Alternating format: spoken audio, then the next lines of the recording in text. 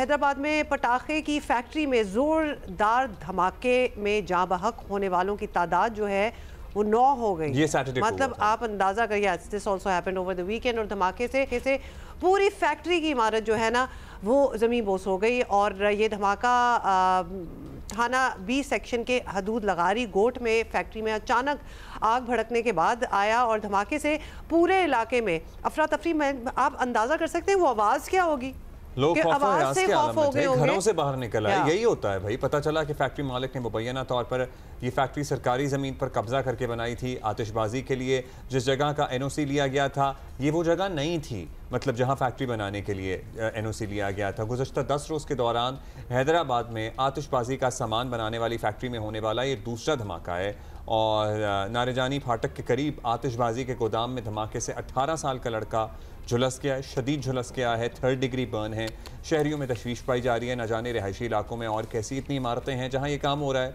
मतलब ऐसा हो नहीं सकता ना कि ज़िले इंतज़ामिया इन फैक्ट्रियों और गैर कानूनी कारखानों से वाकिफ़ ना हो। और अगर ये नाअहली है और वाकई ना वाकिफ़ हैं तो फिर तो बहुत सवाल है, फिर तो बहुत सवाल जो हैं वो बनते हैं। और मालिक भी पकड़ा गया नहीं पकड़ा गया ये भी हमें पता करना है। अली नईम नुमाइंदा जियो न्यूज़ हैदराबाद से हमें ज्वाइन कर रहे हैं। अली नहीं तो यही बता दें कि जो रिस्पॉन्सिबल है इसके, जैसे कि जो मालिक है इस फैक्ट्री का जिसने क्लियरली ज़मीन जो है वो जहाँ का NOC लिया हुआ था वहाँ ये फैक्ट्री नहीं थी, मतलब कितने लेवल पे ये कोताहियाँ हो रही थी, पकड़ा गया वो बंदा?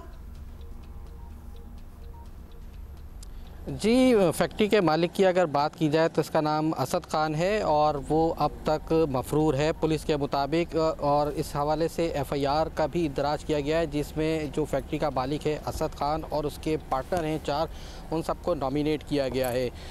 कत्ल बिल सबब की इसमें दफ़ात शामिल की गई हैं और इसके साथ ही साथ एंटी टेररिज्म एक्ट की दफ़ात भी शामिल की गई हैं। इसके साथ ही साथ इसके अंदर जो कोताही और लापरवाही बरतने की दफ़ात हैं वो भी शामिल की गई हैं। फैक्ट्री का मालिक अभी मफरूर है। पुलिस की जानिब से कोशिश की जा रही है कि उसको गिरफ़्तार किया जा सके, लेकिन वो अब तक मफरूर है और ताहाल पुलिस के हाथ नहीं आ सका है। इस धमाके के अंदर अब तक 9 अफराद जाँ बहक हो चुके हैं। जिस दिन ये धमाका हुआ था उस दिन अगर हमारे कैमरामैन काजी शकील से मैं कहूँ तो वो दिखाएंगे आपको, ये वो स्पॉट है जो कि इस वक्त यहाँ पर इस वक्त स्ट्रक्चर नाम की कोई चीज़ नहीं है। यहाँ पर छत थी, वेयर हाउस था। जब धमाका हुआ है तो वो छत जो है ज़मीन बोस हो गई है और उसके नीचे जो यहाँ पर काम करने वाले वर्कर्स थे तकरीबन 13 उनकी तादाद थी, वो इसके मलबे के नीचे आ गए और पूरी तरह से झुलस गए क्योंकि धमाका बहुत शदीद था और झुलस गए। उसके बाद ये जहाँ पे छत गिरी है उसकी यहाँ इस छत के नीचे से काफ़ी लोगों को निकाला गया जो छत से छत के नीचे नहीं आए थे, उन लोगों को पहले निकाल के हॉस्पिटल भेजा गया।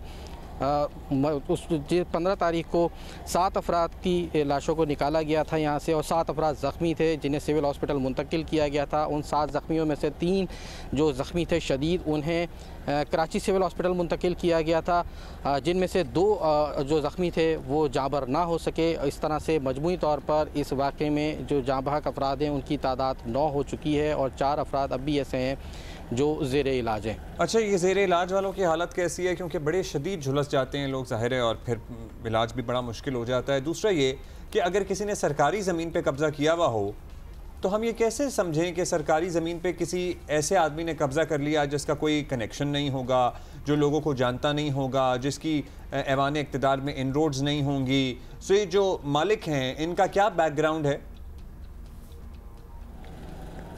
देखिए अब्दुल्ला, ये बेसिकली कच्चे का इलाका है और कच्चे के इलाके में अलॉटमेंट होती हैं। कच्चे के इलाके जो हैं वो पूरी तरह से आबाद होते हैं, जहाँ पर घर भी होते हैं, जहाँ पे बिजली के मीटर भी होते हैं, गैस के कनेक्शन भी होते हैं, खेती बाड़ी भी होती है और दीगर उमूर भी अंजाम दिए जाते हैं। आपको याद होगा हम सैलाब के दिनों में जब कवरेज कर रहे थे तो उस वक्त भी ये जो है बात बहुत ज़्यादा ज़ेर बहस आ रही थी कि कच्चे के इलाके में घर है तो कच्चा बहुत ज़्यादा आबाद होता है। इसी तरह से इस कच्चे के इलाके के अंदर यहाँ पे ये जो है वेयर हाउस कायम किया गया था। अच्छी बात यह है कि ये आबादी से दूर था क्योंकि जिस नौयत का यहाँ पे धमाका हुआ है, जिस नौयत का यहाँ पे ब्लास्ट हुआ है, अगर ये शहरी आबादी में होता तो इस नुकसान इससे कई गुना ज़्यादा हो सकता था। लेकिन ये कच्चे के इलाके में है और चारों अतराफ खेत हैं। तो यही वजह है कि सिर्फ वही लोग जद में आए जो इस वक्त इस वेयर हाउस के अंदर मौजूद थे। तो कच्चे के इलाके के हवाले से अगर बात की जाए तो इसके अंदर बाकायदा सरकार की जानिब से अलॉटमेंट भी की जाती है ज़मीनों को आबाद करने के हवाले से, और इसी वजह से यहाँ पर लोग आबाद भी होते हैं। एक दफ़ा फिर ये बताएं कि उस वक्त इस फैक्ट्री में कितने लोग काम कर रहे होंगे, कितने लोग मौजूद थे? हुमा, इस हवाले से जो पुलिस का कहना है वो ये पुलिस ने यही बताया है कि उस वक्त यहाँ पर 13 लोग जो हैं वो यहाँ पर मौजूद थे, और वो 13 में से 9 जो हैं वो ऑब्वियसली इस हादसे में जल भी गए और ख़त्म हो गए, लेकिन 13 में से 9 यानी बाकी 5 बच गए। नहीं, बेसिकली ये जो इस हादसे के अंदर जो तादाद फिगर सामने आई थी वो 7 अफराद जो थे वो जहाँ भाग हुए थे। पहले रोज़ की बात की जा रही है जो मैं कर रहा हूँ, और 7 लोग इसके अंदर ज़ख्मी हुए थे। उन 7 लोग में जो ज़ख्मी हुए थे उनमें एक खातून वो थी जो इस ब्लास्ट के रेडियस के अंदर, जो इस ब्लास्ट के बाद यहाँ पे इस वेयर हाउस का जो मलबा उड़ा था, तो उस मलबे की जद में एक खातून भी आई थी। तो इस तरह से ये मजमूई तौर पर 14 लोग थे जिसके अंदर 7 जहाँ थे और 7 ज़ख्मी थे। कुछ कर रहे हैं, कोई कोशिश कर रहे हैं, क्यों कैसे भाग गया ये बंदा?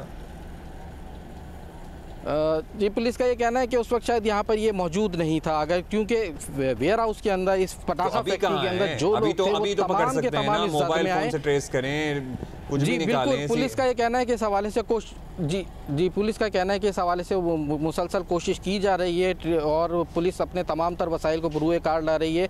इस हवाले से कुछ हमारे पास इतलात हैं कि कुछ लोगों को हिरासत में लिया भी गया, लेकिन पुलिस ने अभी तक इस चीज़ के हवाले से कोई तस्दीक नहीं की है। पुलिस का ये कहना है कि मालिक को गिरफ्तार करने की कोशिशें की जा रही हैं और तमाम तर वसाइल को बरूए कार लाया जा रहा है। शुक्रिया।